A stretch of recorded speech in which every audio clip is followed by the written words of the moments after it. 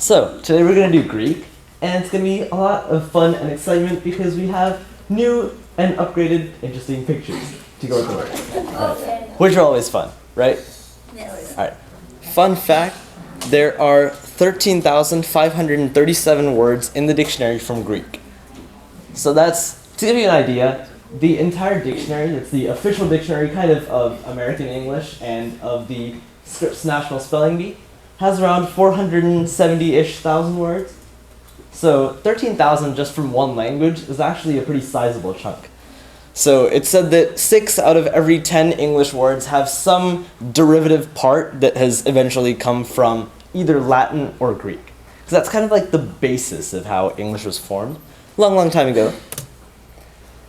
So here is kind of an algorithm of spelling. And it's basically like a visual representation of the process that your head goes through when, probably in a spelling bee, someone asks you to spell a word. They give you the information, but not the spelling itself. Because if they did, then there would be no point to the spelling bee, right? So you do get things like the meaning of the word, what languages it came from before it got into English, because yes, all of them are English words, no matter how weird or foreign they may seem. You get information like the part of speech, and with that, you put it together in your brain. And as I discussed, one of the main things is what language it came from. Because based on the language that it came from, it imparts kind of a flavor to the word. And with that, you can actually have definition elements or spelling elements that you can correlate from one language to another. So this is kind of like a history of the various languages in the world, just one branch, the Indo-European branch, so starting in the European continent, eventually coming to places like America, and across the entire world, as may be. But Greek is over here, basically. Date is around 500 AD of its prevalence, and it's the Hellenic branch, which is slightly different from the Italic branch, so what Latin is. Which is why Greek and Latin were, relatively speaking, geographically close together, a little bit separated in time, as it may be.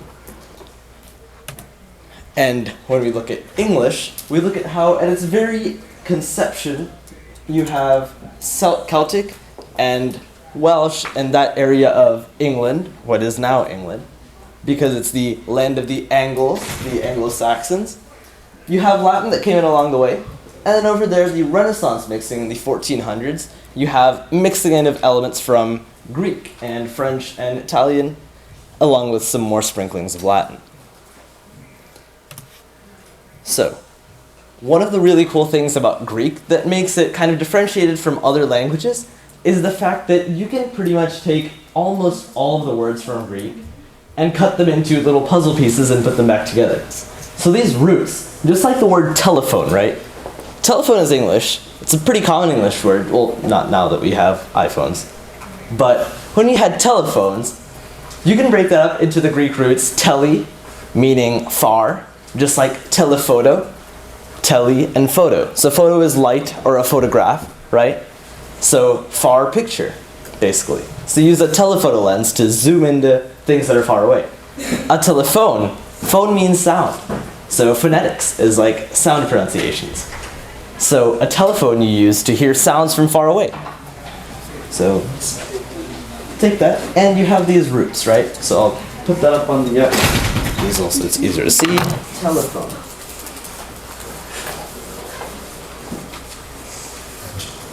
So you have tele and phone, right? This is sound. And this is phone.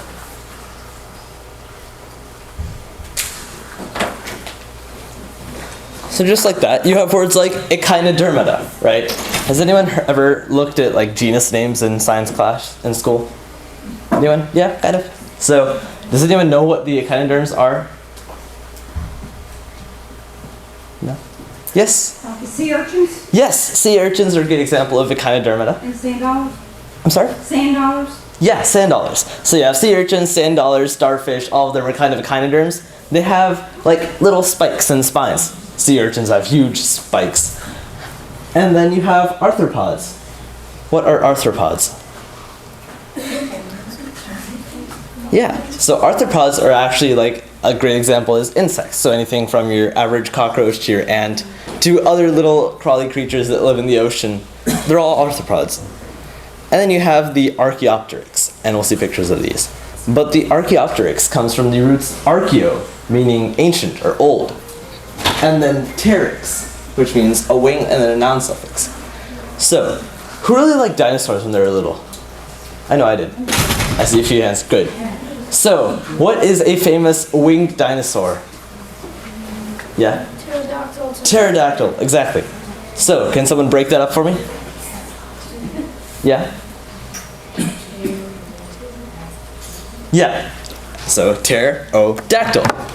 Let's put that up here again. We have the pterodactyl.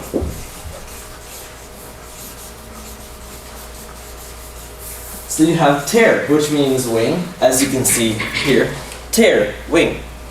It's color-coded too. This is wing. And then you have an interesting O and then a dactyl.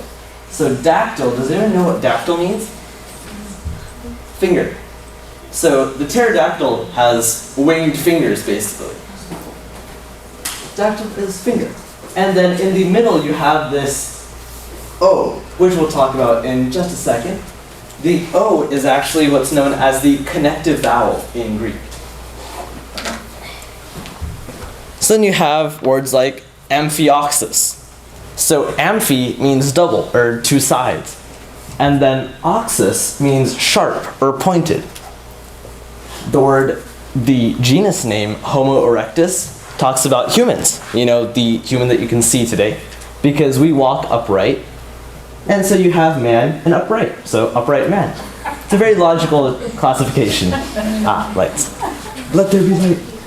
So anyway, you have these genus names. So pictures. Echinodermata. It's a really cute hedgehog. Yeah. But basically, animals like the sea stars and sea urchins and sand dollars and associated creatures are all examples of Echinodermata. The Archaeopteryx. This looks kind of like a dragon, right? Why don't I hear any answers? It looks like a griffin. It kind of looks like a griffin. Not really a dragon, because you would expect one to be like the cover of Aragon. So this one, you can see it looks like a depiction of an ancient creature, right? And it has wings, which makes it an old winged creature. This is the weird thing that's called the Amphioxus. It looks like a nondescript blob, right? It's basically Is that like, a fish or something? it's actually a really old ancestor to a fish. So it doesn't even have like the parts that usually make a fish a fish. Like it doesn't really have fins. It's like a stick. It's basically like a weird fleshy stick. Yeah. It's a flat version of a seahorse, but without that pointy nose. Kinda. And those bumps. Yeah, kind of. And so this basically looks like just like a spike, right? So they have points at both sides, you know, a point here and a point there. So they named it the Amphioxus. Because what better name for it? Well, there's lancelet, because it looks like a lance. Has anyone seen a lance? Yeah? Alright. The connective vowel. What did I say about pterodactyl? There's an O at the middle, right?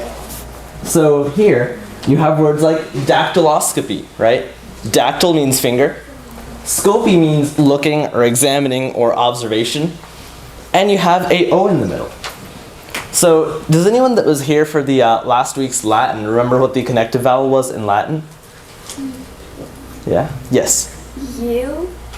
It was actually an I. So in Latin, the connective vowel is an I. In Greek, the connective vowel is an O. And sometimes that's actually really useful in knowing what letter you'll have in a word between like two parts. Because sometimes it's really hard to make out the difference. But because you have the language of origin given to you, now you can find it much easier to tell the difference. You have words like myelocyte. You have myelo, which means bone marrow, and then cyte, which means cell. You have actinophorus, which means having ray-like spines. None of you will probably know the deep biology aspect of this, but actin means having a radiated structure. And in your muscle tissue, you actually have two things called actin and myosin.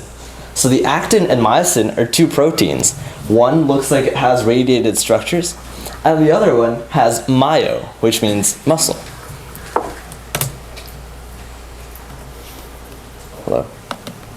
So an example of something that's actinophorous, again, is the sea urchin. Because, you know, you have spines that are like radiating, right? And for means bearing. The Latin counterpart for this same root, for, so here, forus means bearing. In Latin, the root for bearing is fer, F-E-R. That sounds really complicated, but it kind of makes sense. So, Greek, bearing equals for. In Latin, bearing or carrying means fer, F-E-R.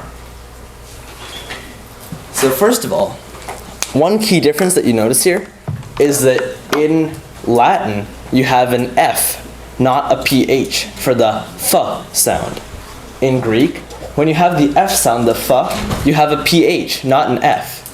And we'll talk about that too. And then, just like I said, puzzle pieces, right? So you can take actinophorus with the actin, the O, and the phorus. Take out the phorus, say bye-bye, and you make actinomorphic. Did anyone read like the books that were called the Endomorphs? Oh, I did. I read the first few of them. Great. Because I always saw them when I came into this library, and I never actually read them. But on the cover, they had like pictures of people morphing into animals, right? And that's the point of morphing. You're changing the form. So actinomorphic means the form has these radiated structures, just like the flower, right? And then you have dactyloscopy, which was the study of fingertips and fingerprints. So you have dactyl meaning finger, and scopy. What's another word that has scope in it? Yeah? Or Telescope? telescope. What does tele mean? Far. Far. Yeah? Microscope. Microscope. What does micro mean? Small. Small. Is it starting to make sense now? Yeah. So you have words like, you know, microscope and telescope. So you have tele and micro and scope in both. So you just replace the parts and now you have new meanings. So we were talking about the F sound, right? The F sound in Greek has a PH, not an F. So words like heliophyte. We were talking about helio, right? At the very beginning. No, so words, right, helio means sun. And then phyte means plants. Have you ever heard of like phytonutrients or phytoplankton? They all have to do with plants, right? So heliophytes are plants that thrive in full sunlight. They want as much sun as they want. Triskaidekaphobia. Yeah? Fear of 13. Exactly. So triskaideka means 13. You have tris, 3, deca, 10. Chi in the middle, that's more Greek. And then you have, eventually, the fear of the number 13. Any other phobias you can think of? Yeah? Arachnophobia. Arachnophobia, yes. Yeah? Claustrophobia. Claustrophobia, the fear of confined spaces. Insectophobia. Insectophobia, fear of insects. Acrophobia. Agoraphobia? Or acrophobia? Heights. Yes, acrophobia. Yeah? Can you write down the names? Yes, I can. And I have a slide for that too, so I'll do that.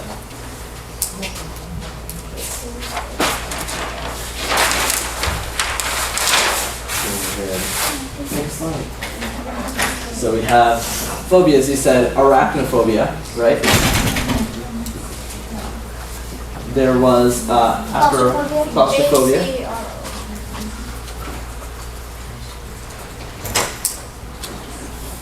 Acrophobia. There was insectophobia, right? There was one that I was missing. Yeah? Agoraphobia. Agoraphobia, the fear of crowds.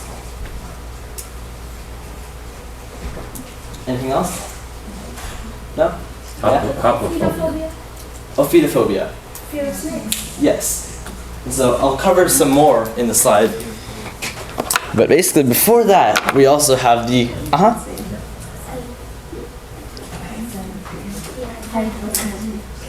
Hydrophobia? Someone said hydrophobia. Yeah. I'm sorry? Holophobia. Chlorophobia. Yeah? Xenophobia. Say that again? Xenophobia. Xenophobia. Yes, good one. So I have that on the slide as well. So look up there. But before that, all of the words that are like phobia and fight, they have something in common, right?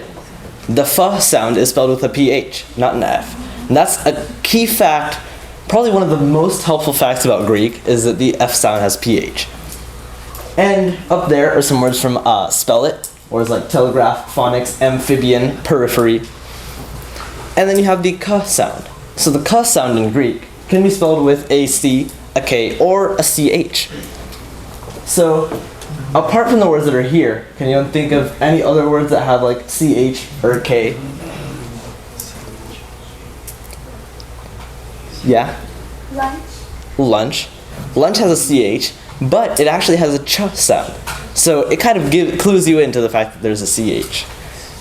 So over here we have words like cryptic, right? You might think cryptic might be spelled with a k, but it actually has c's.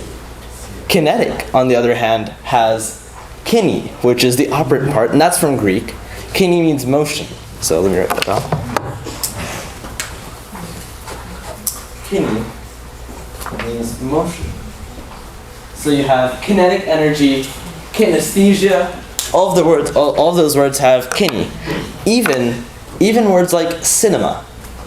Eventually they went from Greek to other languages, probably French, and they went from kine to cine.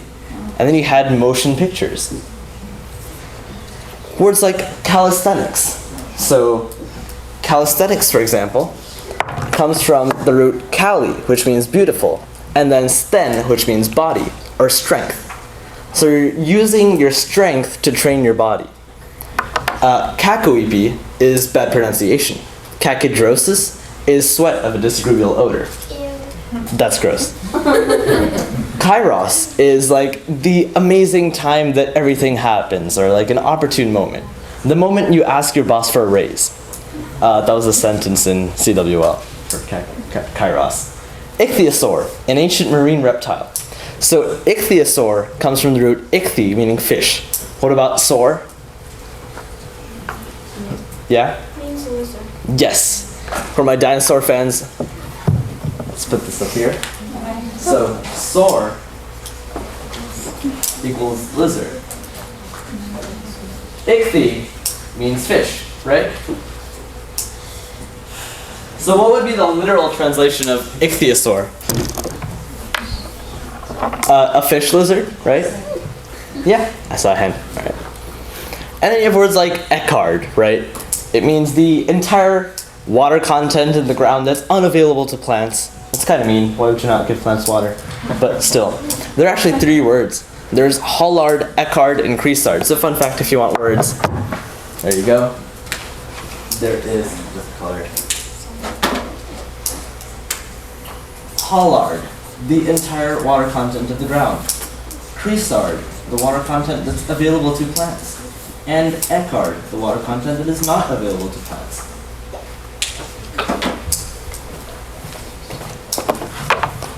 And here's some pictures. So you have calisthenics, things like sit-ups, crunches, push-ups, stretching, all those are calisthenics.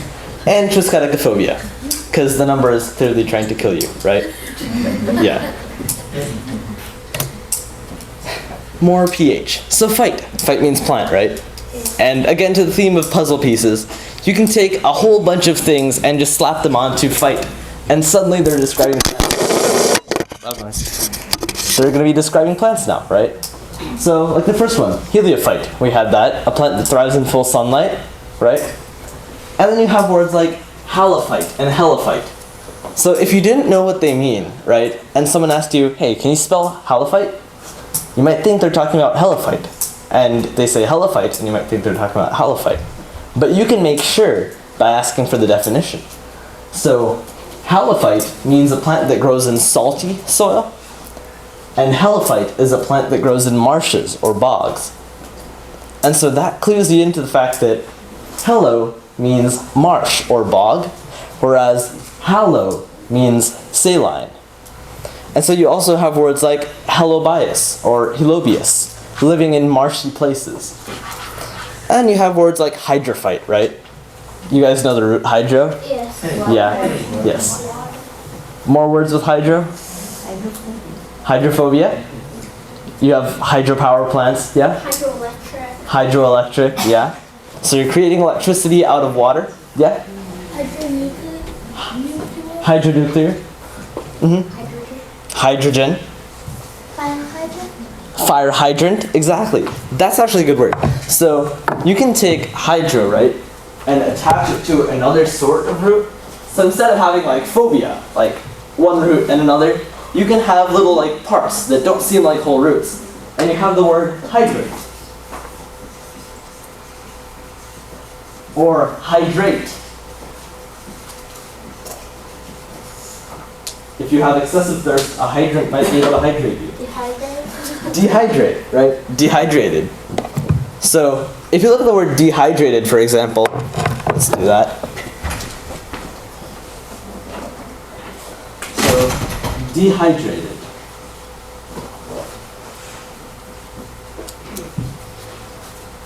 Does anyone know where the split up might be? D. So D. And then hydra. And then A. That.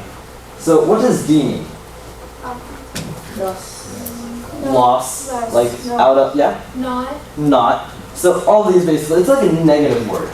So not out of that sort of idea. Hydra. Water, good, because it's up there. Water. And aided.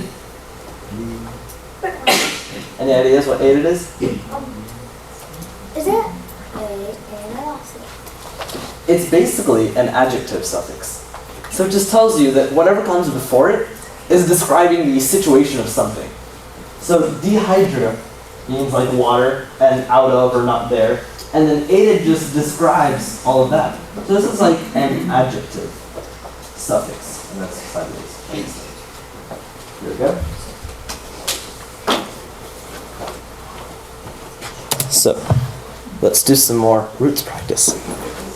The first word, heliocentric, having the sun as the center, probably, of the planetary model. Anyone want to try to spell it? Yeah?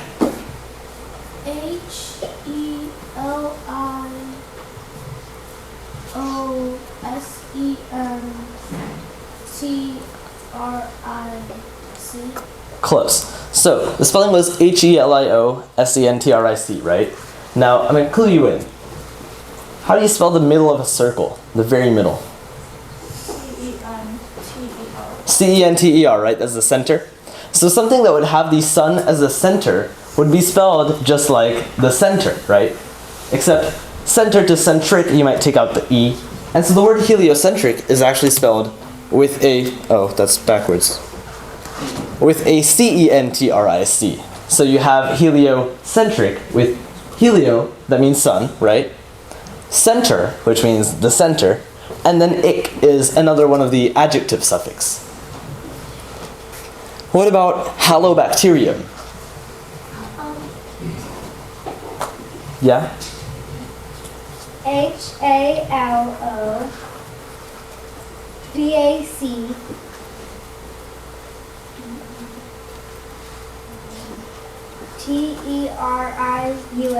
Great job. So you have halo, which means saline, and then bacterium, which is a bacteria, and then you have halobacterium. So you put those roots together, because you know halo means saline, right? Remember how hello means marsh? And you end up with the full word halobacterium. What about Helobius? Yeah? HELOBIOUS. Yes. And it's even better if you ask for the definition, because again, that clues you into what the parts are in the puzzle pieces. So Helobius comes from hello meaning marsh, and then bias, an organism of a certain type. So you end up with HELOBIOUS. What about words like hygrometer? Yeah? HYGROMETER.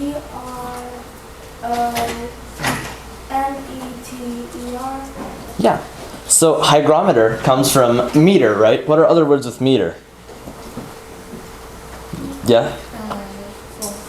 Oh, Thermometer. So something that measures temperature, right? Thermo, temperature, meter, measuring device. Hygrometer has hydro, which means humidity or moisture, and then meter, a measuring device. So it's an instrument for measuring humidity. What about lithography, inscribing on stone? Yeah.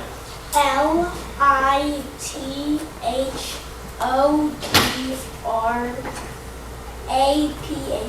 Yes. And do you know why? Because lith means stone, as you can see here, and graphy means writing. So lithography, because remember the connective vowel O goes in the middle. You have lith, and then it became litho with the O that stepped in. And you have graphy, which means writing. Do you know any other words with graph in it? Telegraphy. Telegraph, exactly. So again, what does tele mean? Far. All together. What does tele mean? Far. Far. So what would a telegraph be? A telephone. Kind of. So it would be writing far away, right? So graph means writing. Tele means And holographic or holographic? holographic, yeah. So holographic is something that's kind of like written, but it's popping out at you, right? So that's another abstraction on that. And you end up with lithography, like this. So you have lith, connective vowel O, and then graph. And then you have Samophile, an organism that thrives in sandy areas. So you have Sam, which means sand, P-S-A-M-M, that was new to me. And then you have O, which is the connective vowel. And then you have phile, so liking something. What are some other words with phile in them? Like P-H-I-L-E. There's an interesting word, pterophile. It means a lover of cheese. So write that on the board.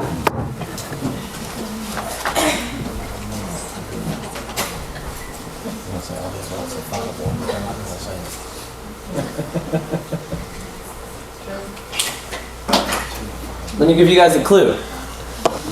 Most of the words that you could, yeah? Philadelphia, good, and I'll get to that. So, most of the words that you could put phobia on, so a fear of something or a hatred or something, in theory, you can put a phile on that and turn it into, instead of someone who's afraid of something, someone who likes that same thing. Not all of them might be English words, but they sure should make sense from an etymological perspective. Now, about the word Philadelphia, great. So, let's write that. Word down here, Philadelphia, let's make this Philadelphia.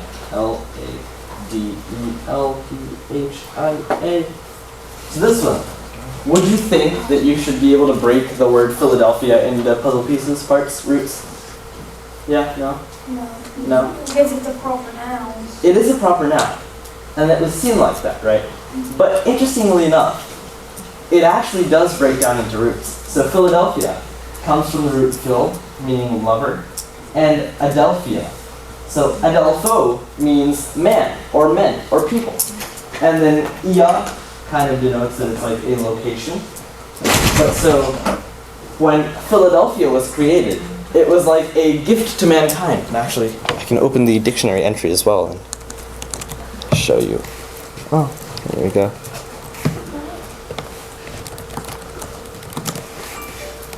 So, it's a geographical entry, but it might or might not have the etymology in it. It doesn't put it in the entry, but. So that's where the word Philadelphia comes from, is lover of mankind, sort of an idea. You can break that up in roots. There are other words with adelph, so let's look for adelph. So one cool thing that you can do is in the dictionary you can actually put a search with wildcards, and you end up with words like this. So you have, say, where did my mouse go? Oh no, it disappeared. Words like adelphic. Adelphic means of or relating to a type of marriage. But so brotherly or sisterly, from adelphos meaning brother. That's what it comes from, the word Philadelphia. So, do you guys want to watch a video of me spelling? Yeah? Alright. Fun little mini. Is that one of your small?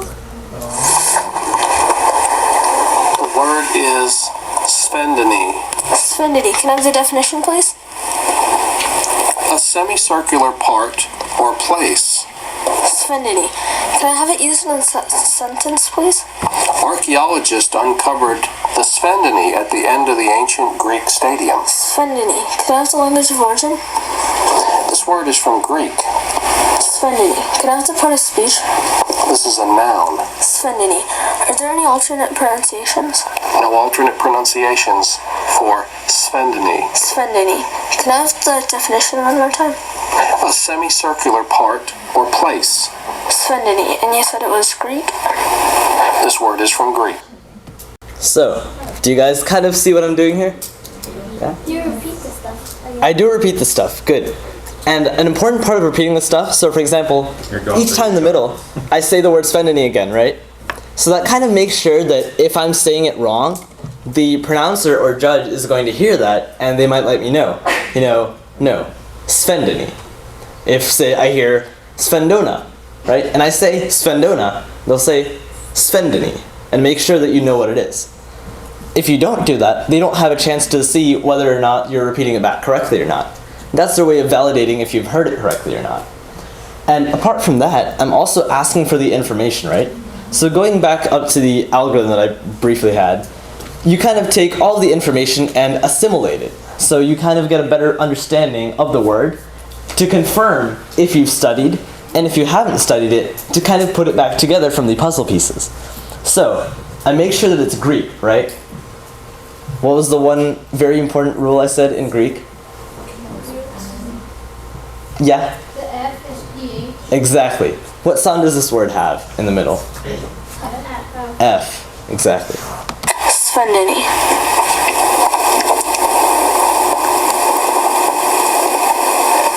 Can you repeat the word? Sphendini. Sphendini. Sphendini. S P H E N D O N E. Sphendini. That is correct. Very nice, and the tension builds in here. It does indeed. Announcers have a great job. Yeah? Why are you doing this with your hands? So, I was actually writing the word out with my finger on my hand, and that's something you might see a lot of spellers doing. It kind of helps me visualize the word, because they don't give you a pencil and paper at the Houston Public Media Bee or at the Scripps National Spelling Bee.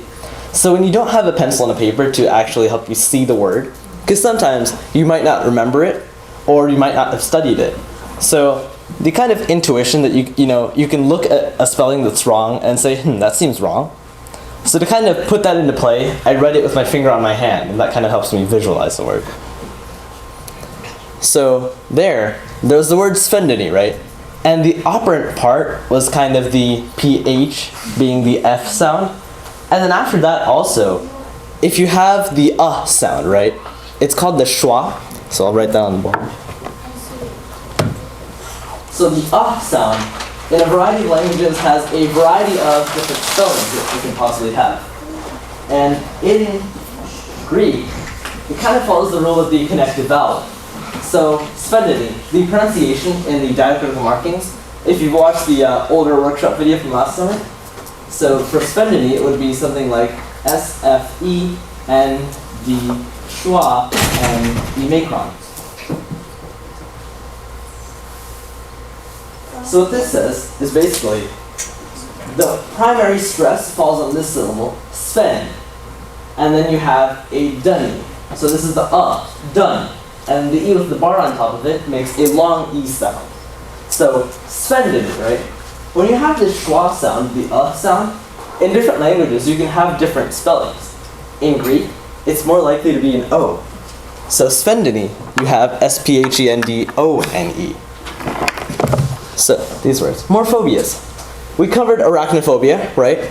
We had insectophobia. Drawing off of that is myrmecophobic, having a fear of ants. So just like phobia, it's a fear, right?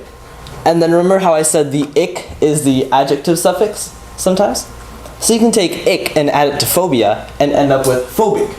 So if someone you can describe as myrmecophobic, that means they have a fear of ants. You can say, I have myrmecophobia, a fear of ants. And you have ergophobia, a fear of or aversion to work. which often manifests itself in students as the aversion to homework. You have taphophobia, the fear of being buried alive. Someone famous who had this phobia was George Washington. He had the fear of being buried alive. Thanatophobia, a fear of death in general. Yeah? Isn't Thanatos the Greek god of death? He is indeed.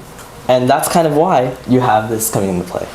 So it's like languages and the religions, they kind of take those word elements and put them into play here.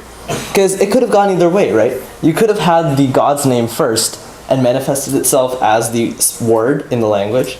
Or sometimes you could have the word come first, and then because Thanatos meant death, they named the god of death after the word for death, if that makes sense. And you have words like xenophobia, right? Which means hatred of foreigners or strange things. So xeno means foreign, and you add on phobia. Taffy means burial. And other famous phobias, there's Justin Timberlake and Johnny Depp both have arachnophobia, as many other people do. Any other phobias that you guys know, besides that one that we covered? Yeah? There's aleurophobia. Yes, the fear of cats. So, let's write that down. Uranophobia is fear of heaven. Fear of heaven. I haven't seen that one. I'll have to look that up. Hemophobia. Hemophobia. So there is hemophobia, which interestingly enough, well, there's hemophilia. And hemophilia is actually not the loving of blood, but hemophilia is the medical condition in which you don't have the clotting, and so you keep bleeding out. Yeah? Hydrophobia. Hydrophobia. So we have things that are hydrophobic. We have that. So hydrophobia. Yeah, hydrophobic, hydrophilic, they go hand in hand. Well, not usually, because they're repelled and attracted to water. And then you have, over here, more F words with an F and the K. Oh, I gave you the first one. Oops. But there's elephine, right? Of relating to or resembling the red deer, which is an interesting word. Can someone spell oophagus? Eating eggs? Give it a shot. Yeah? Oophagus. Oauphagus.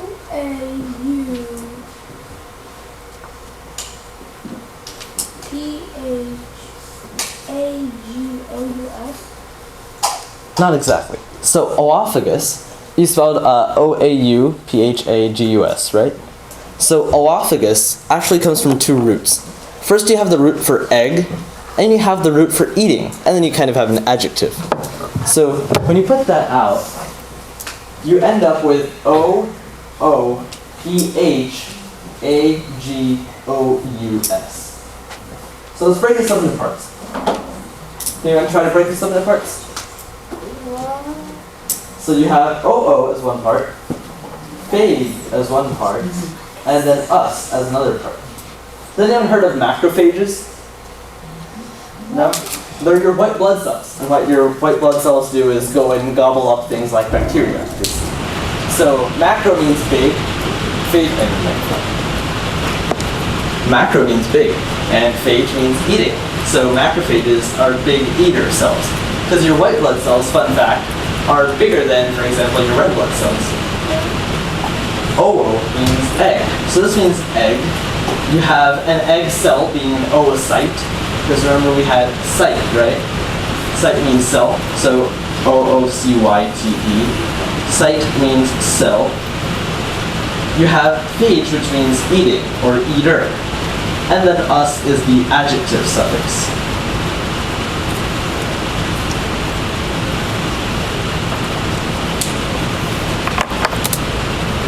What about catastrophe? Yeah.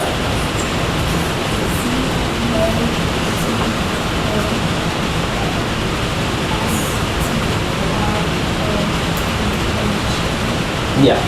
So catastrophe is spelled C-A-T-A-S-T-R-O-P-H-E, right? But there's actually a full explanation for this. You can break this up into roots too. So this one, when you break it up into roots, comes from kata. Kata means down, and then strophe, a turn. So basically, when you have a downturn in fortune, that means things are not going your way, right? And that's what a catastrophe is, to put it lightly. If a volcano explodes and covers your entire city with volcanic ash, that would be a minor catastrophe. So, a downturn. What about pachyderm? Yeah? C-A-C-H-Y.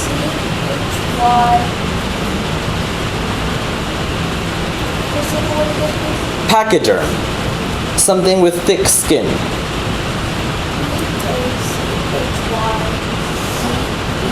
C-A-C-H-Y-C-E-R-M. Good.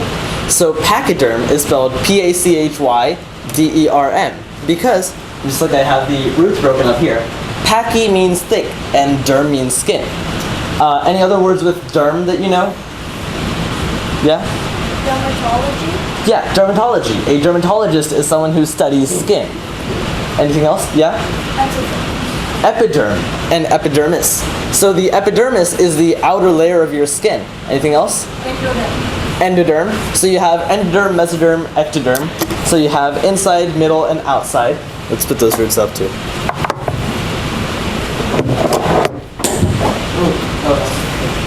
So you have endo, which means inner, meso, which means middle, and then ecto, which means out. And you have also epi. So let's talk about these. So endo means inside, right? Meso means middle? Yeah. Dermatitis, great. So dermatitis is inflammation. And good job because itis is another interesting word that we can talk about. Itis is a sickness or an inflammation. So you can have dermatitis, you can have colitis, inflammation of the colon, meningitis. So inflammation of the meninges. So let's put this here. You can have dermatitis, colitis, meningitis, gingivitis. Meningitis. Hepatitis. Does anyone know what hepatitis is? Right. So you've heard of it, right? So hepatitis is actually a disease of the liver. And that is because hepato means liver. So I'll write that here. Hepato means liver. So you can have hepatitis and other words with hepato that mean liver. And there's all these itis words, they're inflammations. Yeah? I'm sorry? Arthritis. Yes, good. So, gingivitis. Gingivitis. Arthritis. Okay, so, does anyone remember the word arthropod? Right? What did arthropod mean? Yeah? Yes. So their knees or their legs or their appendages have joints. So what is arthritis? Yeah? Anyone else? Yes. Joint disease. It's a joint disease, so it's inflammation of your joints. So itis is inflammation, right? And then you have vertical now. Arthritis has arthro and itis. So arthro means joint, and itis is inflammation. So arthritis is when you have inflammation in your joints. So this is called refraction.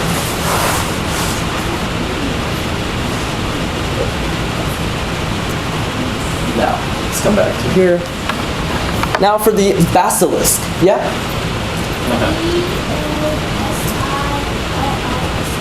Yes, good. So the basilisk is this legendary reptile, right? And its breath and stare are fatal. What was the description of the basilisk that you read? It was green and it had bright yellow eyes, and if you look directly into them, then you down. Right. So one description of the basilisk is it's green and has bright yellow eyes, and if you look into the eyes, you die immediately.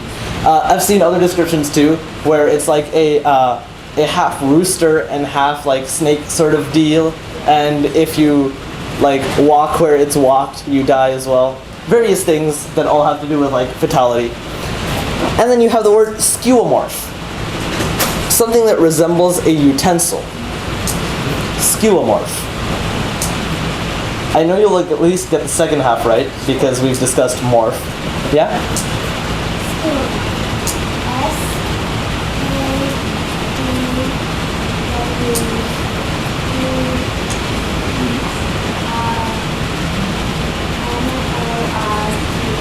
Close.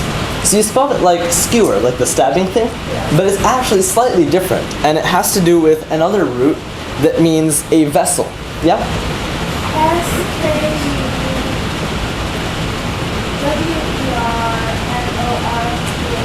Almost. So there's a slight adaptation of skewer.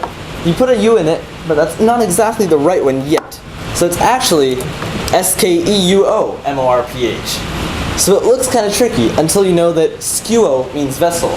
So SKEUO, and you have morph, which means form. Good, both of you got that right. And again, you have the O in the middle, because connective vowel O. So for example, you won't have an I where the O is in skewo, because Greek. Yeah? When you said that ortho meant joint, does that mean orthodontist means a doctor? So joint is actually not ortho, it's arthro. So I'll put that up. So you have arthro, which means joint, and you have ortho. Anyone want to guess what ortho means? Teeth. Close. So what is the braces doctor called? Orthodontist. And what is a normal teeth doctor called?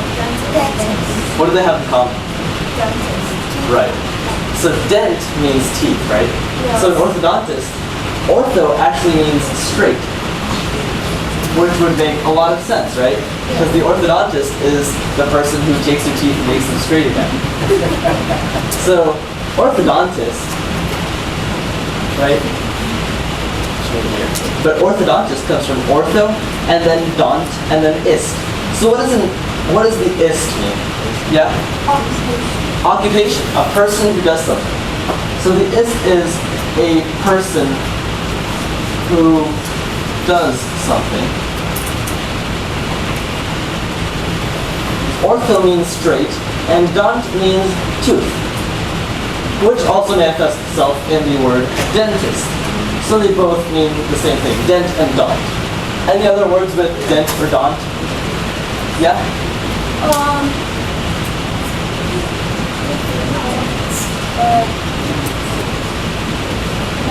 Any other ideas? Yeah? Greater? Sorry? Greater? Greater? No, so dentist too. So do you guys know any other words with dent or dont in them? So to start with, there's words like dentifrice. It's a fancy name for toothpaste. Dentifrice. That's an F-R-I, not an A. But so dentifrice is toothpaste, and there are more dent words as well. And then, does anyone want to try spelling the word fiacrous? It means dark and gloomy. Fiacrous. Anyone? Yeah? I think it is Phaeochrous. Yes, good. So fiacrous is spelled Phaeochrous, which might seem really weird until you see the root breakup, which is right here. Here.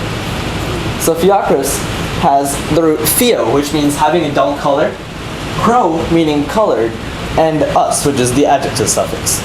So you probably haven't heard many words with pheo, but you've definitely heard words with cro. Right? What are some other words with cro? Like CHR. Yeah? Chromosomes? Chromosomes, yes, because chromosomes have to do with the fact that you can only see them visibly when they're doing the mitosis thing and spool together. But yeah, other words? Scarecrow? Kinda. So that actually has the C-R-O-W like a bird and not C-H-R. Yeah? Chrome. So like the chrome plating on a car or a motorcycle. So that has to do with the element chromium, which again has to do with color. Yeah? Chronological?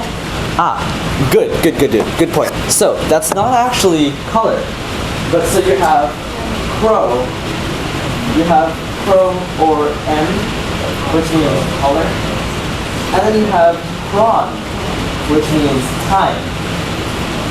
So the Houston Chronicle, for example, chronicle comes from the root chron, which means time. So chronological means in time order, because it's logical based on the chron, which is time. So it's in time order. And then the mental disorder, schizophrenia. So I'm trying to, yeah?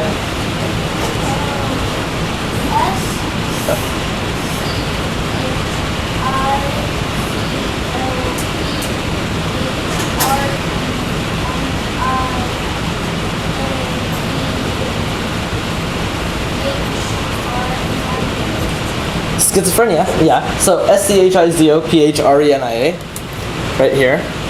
So schizophrenia, you put on the friend at the end, so it's not part of the word. It's redundant.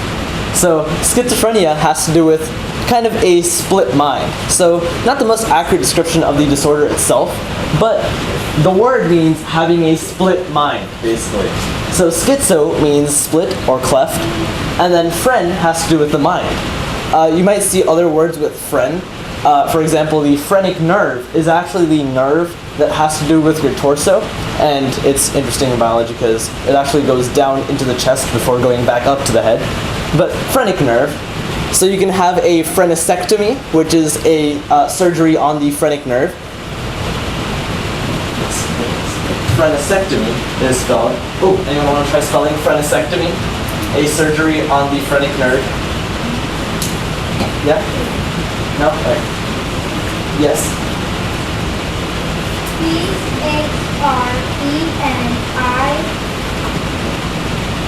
Phrenicectomy.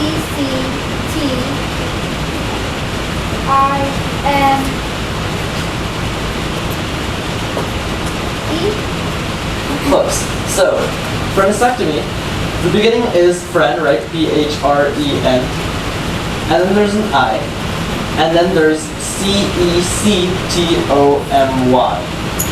So, good idea, you had S-E-C-T like section, but that's actually not what this comes from.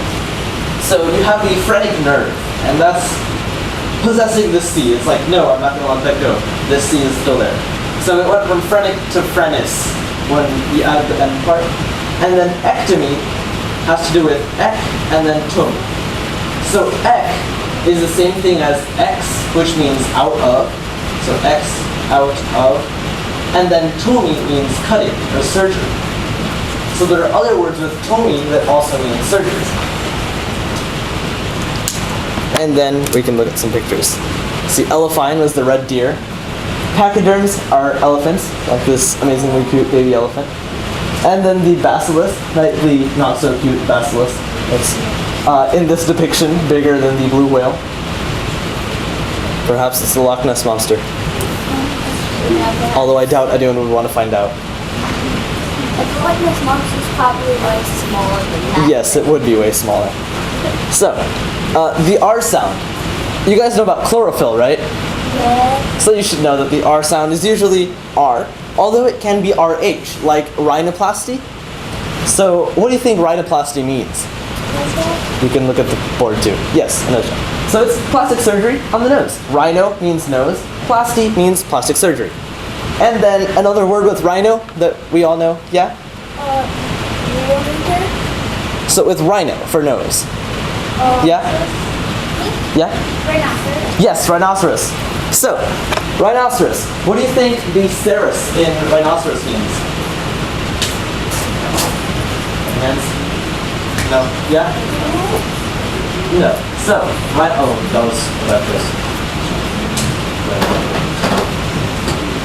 Rhinoceros.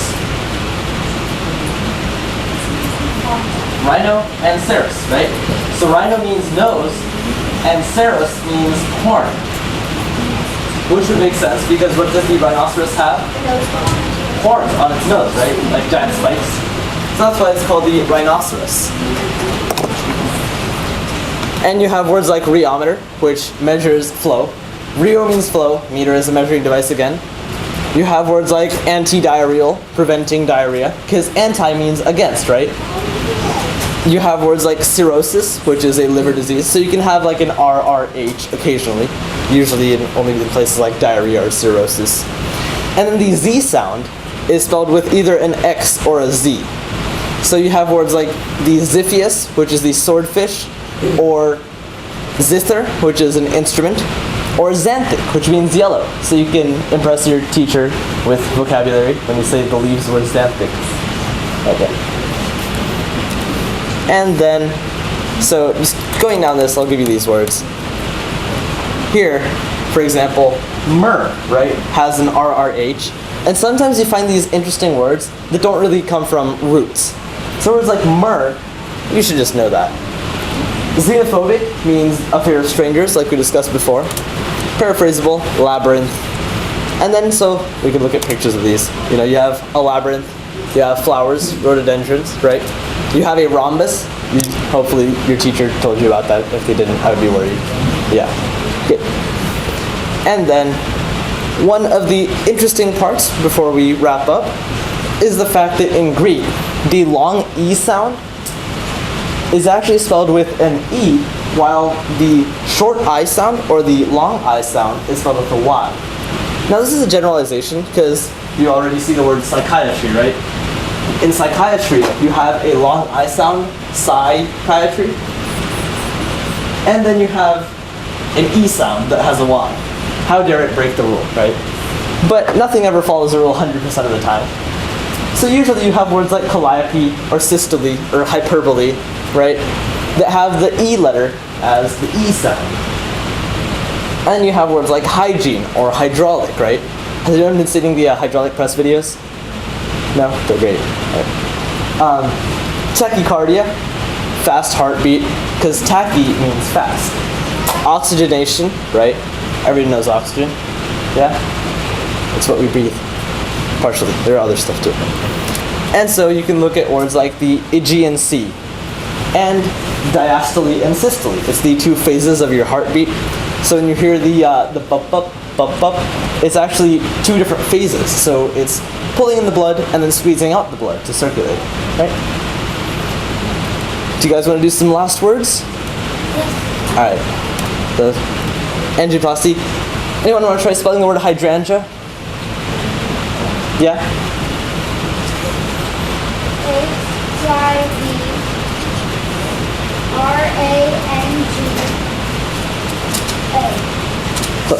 Yeah?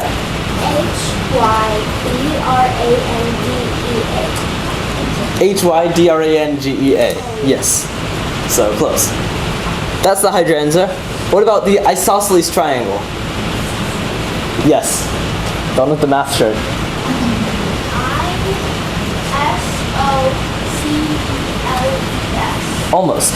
So what is the other kind of a triangle that has sides that are all different? Scalene. Scalene. So how do you spell the beginning of scalene? S-C. Right. So how do you just spell isosceles? I-S-O-S-C-E-L-E-S. I-S-O-S-C-E-L-E-S. So isosceles, the E sound is with the E. Okay? And then the epitome, a ideal representation of something. Yeah? Good job. So E-P-I-T-O-M-E. You have an acolyte, which is someone who assists.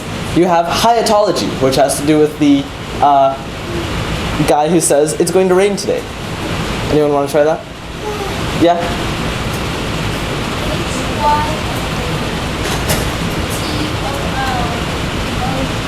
Good. So hyetology comes from the root hyet, meaning rain, H-Y-E-T.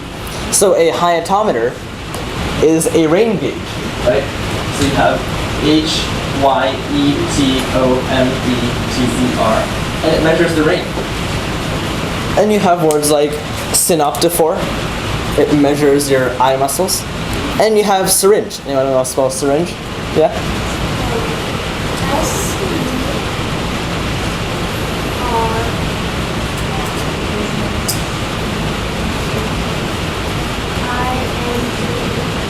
Close. So syringe, back to the short or long I roll, when you have a I sound, it's usually a Y. So, yeah? S-Y-R-I-N-G. Good. So syringe is S-Y-R-I-N-G. So these are some pictures of hydrangeas, isosceles triangles, and syringe. And that's pretty much it for today. So if you'd like to leave, you're free to go. Please come back next week for the lesson in French. I'd love to see you again. And if you want to do the spelling bee, which, anyone want to do the spelling bee? Good to see some hands. All right. So here's some general study tips for the spelling bee that can kind of help you learn words. If you'd like to ask me more questions, I'll be here. I'd love to answer questions. And so you can kind of look at different words, put them together, ask your parents to quiz you, quiz yourself, ask your siblings, friends, and these are different ways you can just learn words. Okay. Thank you.